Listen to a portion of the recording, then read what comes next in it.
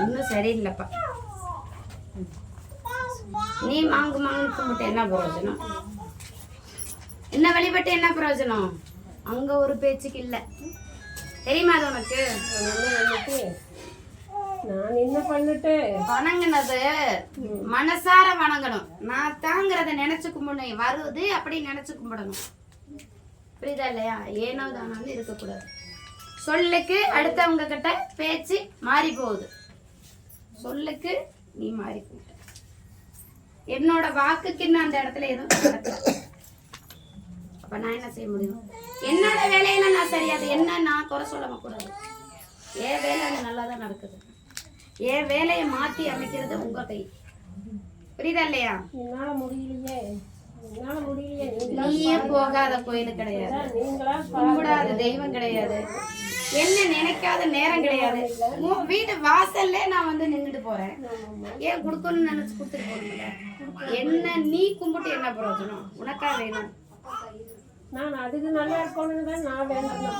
நீ மட்டும்தான் தாய் அந்த இடத்துல என்ன வருந்தி கும்பிடுற கேட்கிற வேணுங்கிற எண்ணம் இருக்கு. அந்த டிம்மர் கூட இப்பயுமே அடிச்சு சொல்ல வேணாம் அந்த இடத்துல.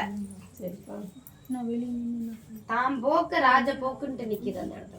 அதை நீங்க கொஞ்சம் தான் என்ன பண்றதுங்கிறது தான் என்ன சொல்றது நிக்க மாட்டேங்குது அந்த இடத்துல. முடிய மாட்டேங்குது. என்னாலயே முடிய மாட்டேங்குது என்ற கட்டமே போறாங்குது. இதே நிலை போய்கிட்டு இருந்துச்சுன்னா ஒண்ணு ரெண்டு பிரிவினைக்கு தான் வந்து நிக்கும். புரியுதா இல்லையா? அளவுக்கு கொடுக்காதீங்க. அந்த அளவு மீறிடுச்சு. அந்த அளவு வந்துருச்சு உள்ளுக்குள்ளாரையே. அதுங்க இடத்துக்குள்ளாரையே நல்லா கட்டுமானத்துக்குள்ளாரே வந்துருச்சு. உனக்கு தெரியாத விஷயம் அங்க நடந்திருக்கு. வெளியே போற கண்டிஷனுக்கெல்லாம் உள்ளுக்குள்ளார நடக்குது. ஆனா மாத்தி கொடுக்கறது என்னோட பொறுப்பு. வாழ வைக்கிறது என்னோட பொறுப்பு. என்னோட பேச்சுக்கு அங்க நடக்கிறது உன்னோட பொறுப்பு.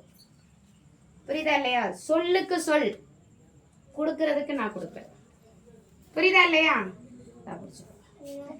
போய் இன்னைக்கு குடி. உனக்கு நான் கொடுப்பேன். ஆனா எனக்கு தோந்த மாதிரி நீ இருந்தா மட்டும்தான்.